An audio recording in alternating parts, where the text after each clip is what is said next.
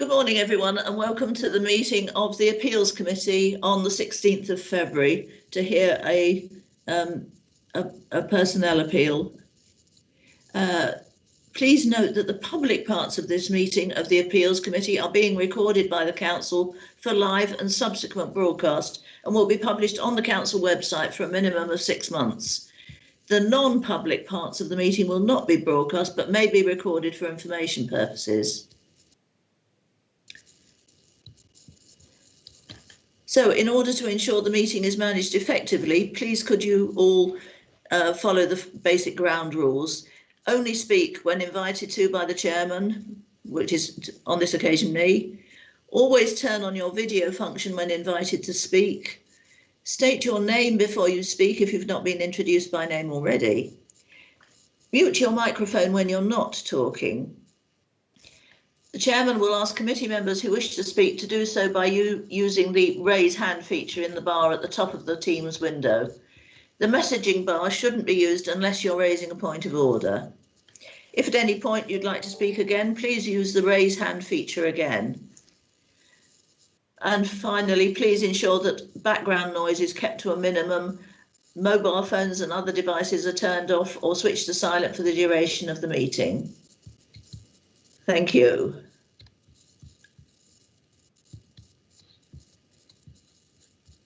So now we turn to the agenda. Have we any apologies?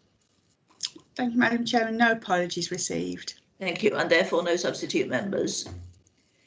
Has anyone got a declaration of interest to make? I'll take that as a no. We come on to item 4, confirmation of minutes of the meetings held on the 6th and the 18th of January. So has anyone any comments on these minutes? First of all, the ones on the 6th of January.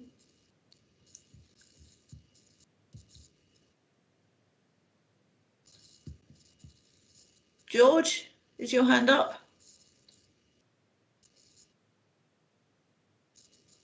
Thank you, Chair.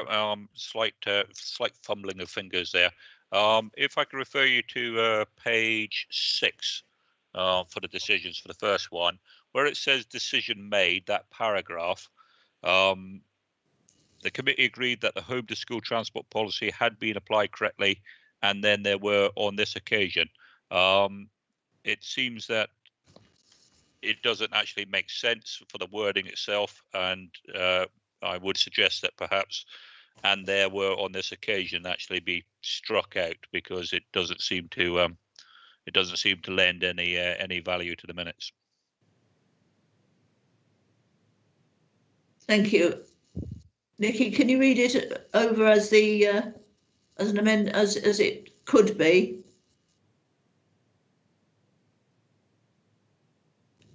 Sorry, in another document. So is that page 6, Councillor Farquhar? Page 6, and the paragraph that says decision made. Yes. Yeah. Lovely. Yeah, I'll sort that out as an error and republish those. Thank you. And if I may, Chair, taking you to page 9, at the very bottom, where there is and continued on to the following page, page 10, where there is a note for the timings of the meeting. It doesn't, if I just get rid of that note so I can see it myself,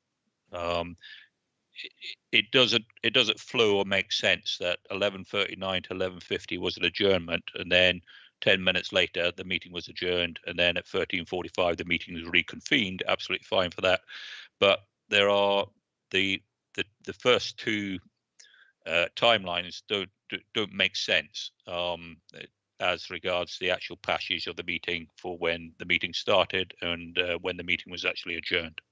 And could we just have some clarification if these timings are actually correct?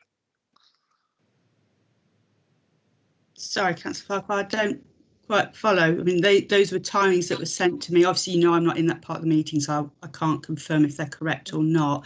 They were the timings sent to me by the lead officer for that meeting, that there was an adjournment. I think from memory, and it's only my memory, I didn't take any notes of this, it was adjourned for a comfort break, and then we came back briefly to deal with what still needed dealing with, and then we went off. Then we adjourned again to make our decision, I think.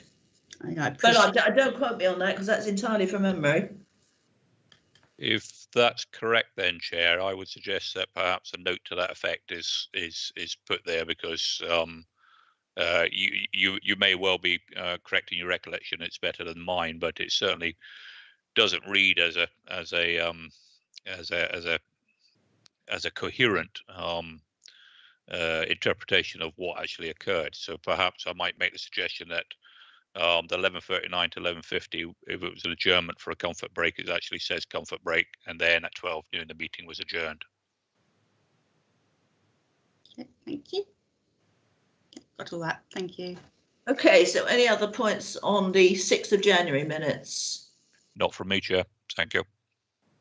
Or anybody else? I see no hands. So, with those slight amendments, do we accept the minutes from the 6th of January meeting? Everybody, yes, everybody in agreement. I can see heads nodding and thumbs up. Then we move on to the second set of minutes. Any comments on those, the 18th of January?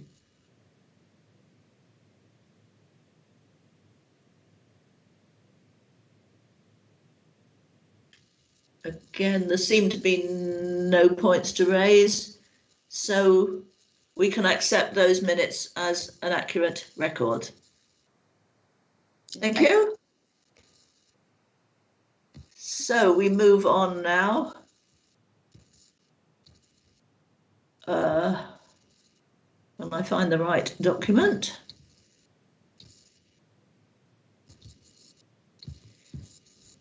So now we come to item 5, which is the exclusion of the press and public. So in relation to the item of business appearing below, which is item 6, the committee is asked to consider the following resolution.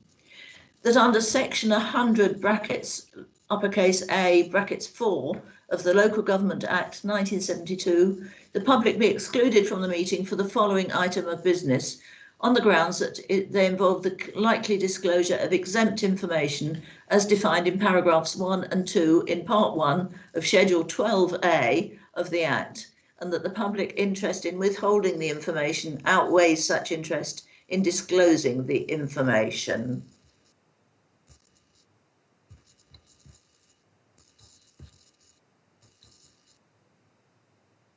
So, do I have everybody's agreement that we exclude the press and public from now on for the discussion?